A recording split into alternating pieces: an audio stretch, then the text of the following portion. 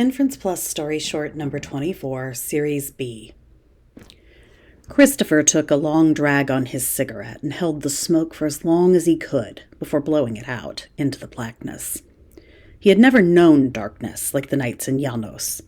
Even far out on the Nebraska plains where he'd visited his grandparents as a boy, there was always at least a hint of light far in the distance, a reassurance that humanity existed somewhere down the highway if only you drove the hour to get there.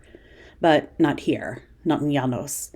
The world simply stopped a few hundred feet from the lights of their tiny community.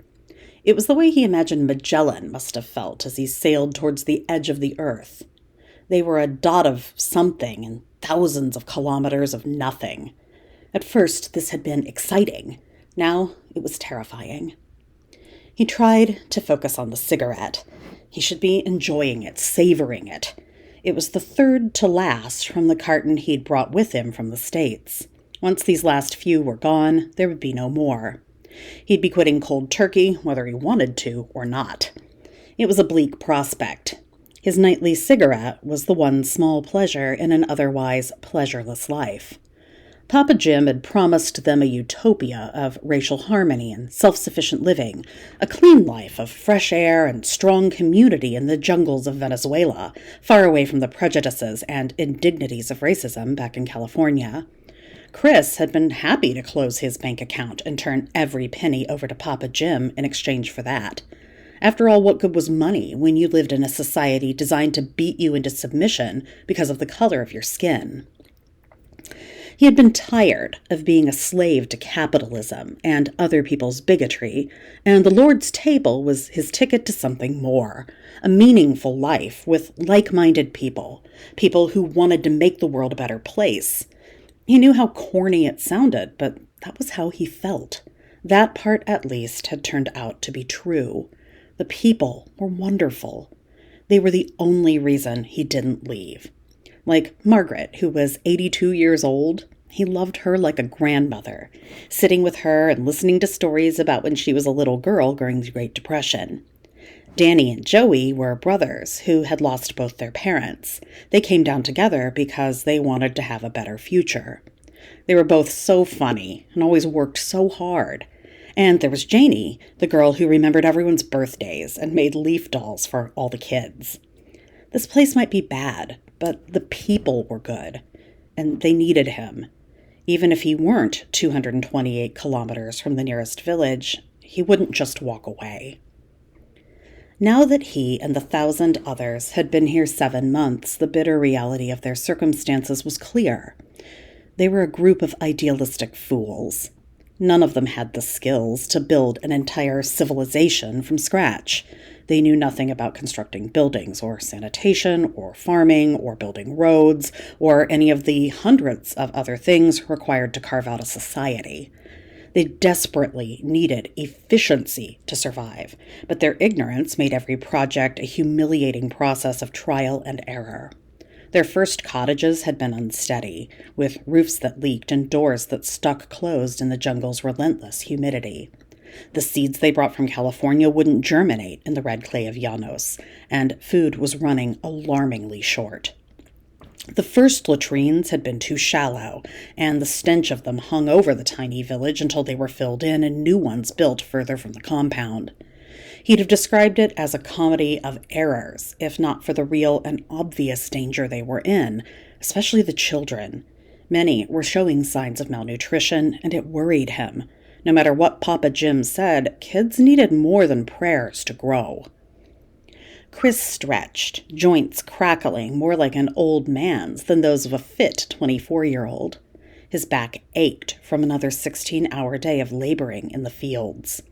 He felt a twinge of irony. His great-grandparents had been slaves in Georgia who, like him, worked 16 hours a day in a field.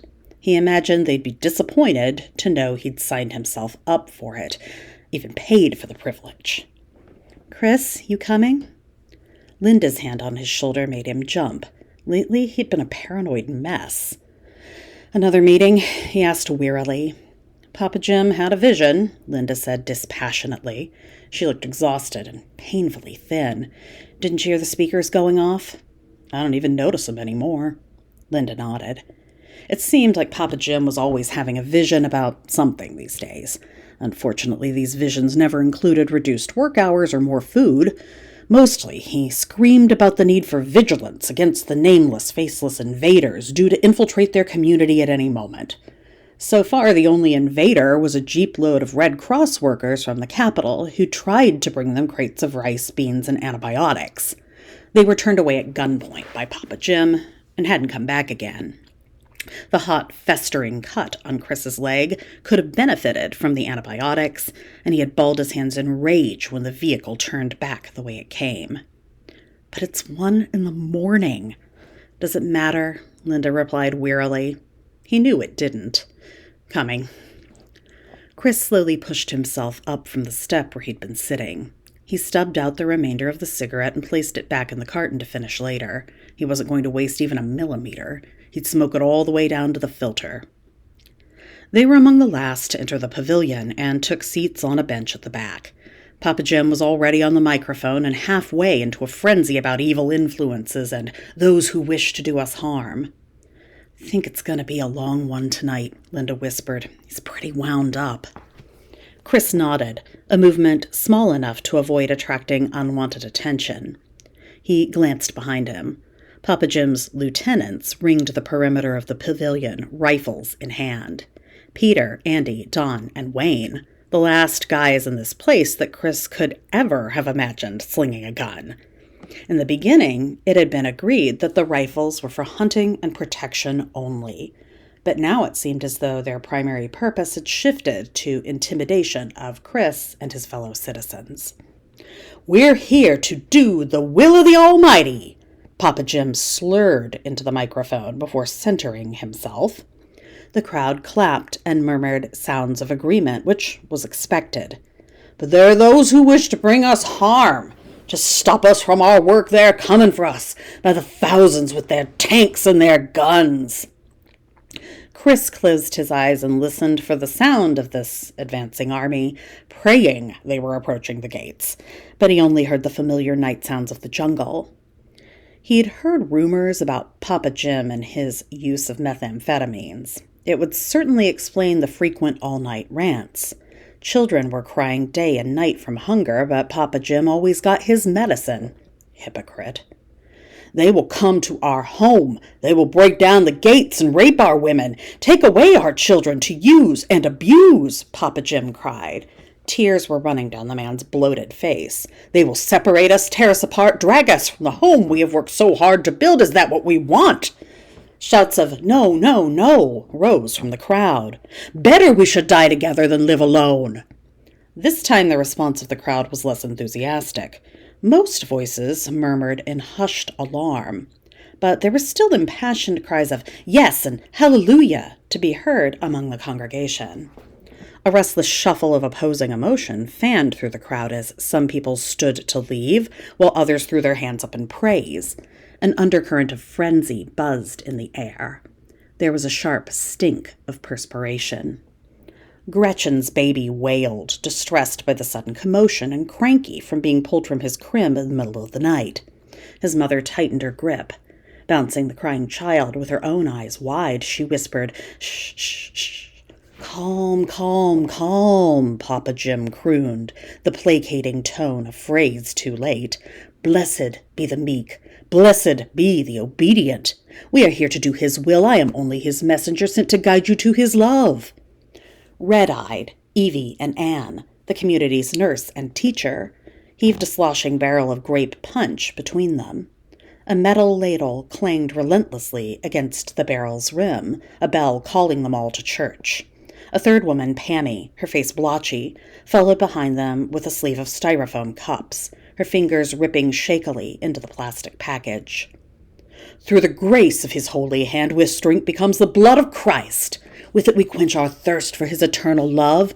Form a line to come forward and receive his love. Who will join me? Who will join me in that glorious paradise?" Margaret pushed herself painfully up from her chair. She was the first in line, holding out her dark, veined hands to receive communion. Others, including Gretchen with her baby, began to queue up behind her. Many, like Joey and Danny, were slowly making their way towards the pavilion's exits. Some, like Chris, sat frozen on the rough wooden benches, unable to do anything but watch their world ignite and begin to burn.